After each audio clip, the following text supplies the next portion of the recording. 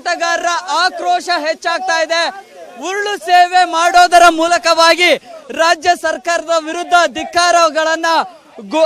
ಧಿಕ್ಕಾರಗಳನ್ನ ಕೂಗ್ತಾ ಇದ್ದಾರೆ. ಈಗಾಗಲೇ ಫ್ರೀಡಂ ಪಾರ್ಕ್ ನಲ್ಲಿ ಎಲ್ಲಾ ಹೋರಾಟಗಾರರನ್ನ ಕೂಡ ಇಲ್ಲೇ ಬಂದು ಲಾಕ್ ಅನ್ನ ಮಾಡಿದ್ದಾರೆ. ಸೊ ಹಾಗಾಗಿ ಸರ್ಕಾರ ನಮ್ಗೆ ಹೋರಾಟವನ್ನ ಮಾಡೋದಕ್ಕೆ ಅವಕಾಶವನ್ನ ಕೊಡ್ತಾ ಇಲ್ಲ ಅಂತ ಹೇಳಿ ಸರ್ಕಾರದ ವಿರುದ್ಧ ಆಕ್ರೋಶವನ್ನ ಕೂಡ ಹೊರಹಾಕ್ತಾ ಇದ್ದಾರೆ.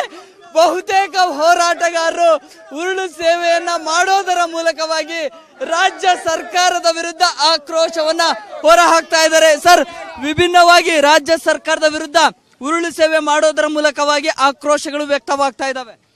ನೋಡಿ, ರಾಜ್ಯ ಸರ್ಕಾರಕ್ಕೆ ನೇರವಾಗಿ ಎಚ್ಚರಿಕೆ ಕೊಡ್ತೀವಿ.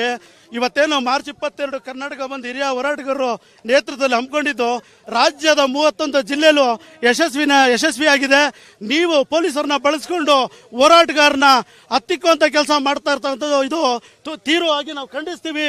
ಯಾವುದೇ ಕಾರಣಕ್ಕೂ ಕನ್ನಡ ಪರ ಹೋರಾಟಗಾರರು ಯಾವುದೇ ಬಂಧನಕ್ಕೂ ಭಯ ಬೀಳಲ್ಲ, ನಿಮ್ಮ ಯಾವ ಬೆದರಿಕೆಗೂ ಭಯ ಬೀಳಲ್ಲ.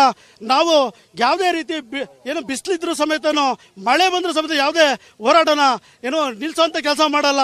ನೀವು ಯಾವಾಗ ಎಂಬೆ ಸಂಘಟನೆನ ರಾಜ್ಯದಿಂದ ಬಹಿಷ್ಕರಿಸ್ತೀರಾ ಆವಾಗ ನಾವು ಈ ಹೋರಾಟನ ಕೈ ಬಿಡುವಂತ ಕೆಲಸ ಮಾಡ್ತೀವಿ. ಇಲ್ಲ ಅಂದ್ರೆ ಮರಳಿ ಮರಳಿ ಮರಳಿ